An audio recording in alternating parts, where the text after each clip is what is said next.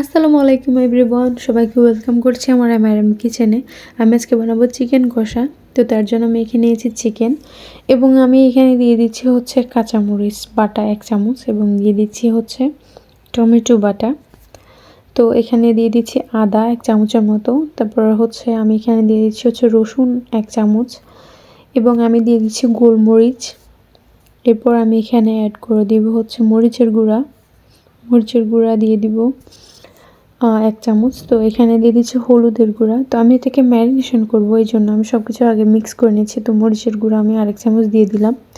দিয়ে দিচ্ছি এখানে লবণ এবং আমি এখানে দিয়ে দিব হচ্ছে সরিষার তেলটাকে আমি এখানে দিয়ে দিচ্ছি। তো তেলটা দেওয়া হয়ে গেলে তো আমি এখন সব কিছুকে ভালো করে একসাথে মিক্স করে নিব। তো গাইজ আরেকটা কথা বলে রাখি, চিকেন কষা বানাতে হলে অবশ্যই যদি আপনারা আলু মিক্স করতে চান আলু, আর যদি চিকেন তো দিয়ে বানাবেন তো এরকম বড় বড় পিস করে নেবেন যেন দেখতে সুন্দর লাগে এবং খেতেও ভালো লাগবে। চিকেন কষাটা বানাতে হলে চিকেনের পিসগুলো একটু বড় বড় রাখতে হয়। তো আমার ওটা রেস্টে রেখে দিয়েছি 15 মিনিটের মতো। তো এখন আমি এখানে চুলায় প্যান বসিয়ে দিলাম এবং দিয়ে দিলাম তেল এবং দিয়ে দিচ্ছি তেজপাতা, দারচিনি, এলাচ, শুকনো মরিচ, লবঙ্গ, আমি এগুলো দিয়ে দিলাম। তো এখন এগুলো সবগুলোকে আমি ভালো করে মিক্স করে নিব। তো আমার যেগুলো আমি চিকেন ম্যারিনেশন করে রেখেছিলাম ওটা 15 মিনিটের মতো রেখে দিয়েছি আমি। তো 15 মিনিট পরে এখন আমি এগুলাকে বসালাম। তো এখানে আমি এখন অ্যাড করে দিলাম হচ্ছে পেঁয়াজ। তো এই পেঁয়াজগুলোকে ভালো করে মিক্স করে নিব আমি। অবশ্যই এখানে বেশি করে পেঁয়াজ অ্যাড করতে হবে, আর আপনারা চাইলে এখানে বাটা পেঁয়াজটাও এখানে অ্যাড করতে পারেন। তো আমি এখানে একটু পেঁয়াজগুলোকে মিহি কুচি করে নিয়েছি, আপনারা দেখতেই পাচ্ছেন। তো আর এগুলো হচ্ছে ছোটো পেঁয়াজ, এগুলো অল্পতেই গলে যায়, এই জন্য আমি এগুলোকে তেমন একটা বাটি নেই বা ব্লেন্ড করি নেই, আমি প্রয়োজন মনে করি না, বাট আপনারা চাইলে করতে পারেন। তো এখন আমি এখানে দিয়ে দিচ্ছি হচ্ছে রসুন বাটা 1 চামচের মতো দিয়ে দিলাম এবং দিয়ে দিচ্ছি হচ্ছে টমেটো। তো আমি এখানে টমেটো দিয়ে দিলাম। তো এগুলোকেও ভালো করে মিক্স করে নিব। এখন এখানে আমি তো গাইজ এখানে আমার মশলাগুলো একটু কষানো হয়ে গেছে। তো আমি এই পর্যায়ে এখানে অ্যাড করে দিচ্ছি সেই ম্যারিনেট করে রাখা চিকেনগুলো আমি এখানে দিয়ে দিলাম।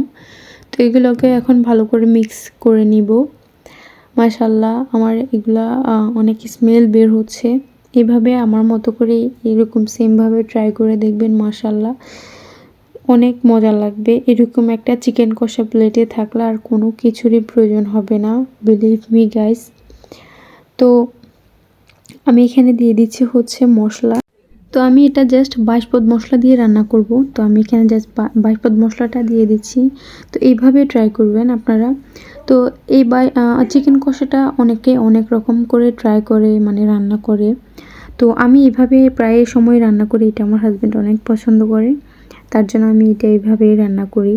তো আমার নিজের কাছে স্পেশালি এটা ভালো লাগে।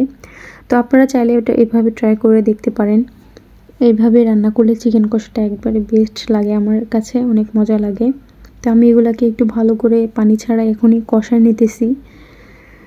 এটা যে কাঁচা স্মেলটা আছে এটা এইভাবে চলে যাক, এরপরে আমি এখানে ঢাকনা দিব। তো আমি এখন এখানে এই চিকেনগুলো যেই কড়াইতে আমি ম্যারিনেট করেছিলাম ওইটা ধুয়ে এখানে পানি দিয়ে দিব। তো এই যে আমার এগুলাতে বলক চলে এসেছে, অনেকক্ষণ কষানো হয়েছে। তো আমি এটাতে বড় বড় করে 6 পিস আলু দিয়ে দিচ্ছি, এটা আমার কাছে ভালো লাগে, এটা আমার পার্সোনালিটি, মানে আমি পছন্দ করি বিধায় আমি দিই, আপনারা চাইলে নাও দিতে পারেন।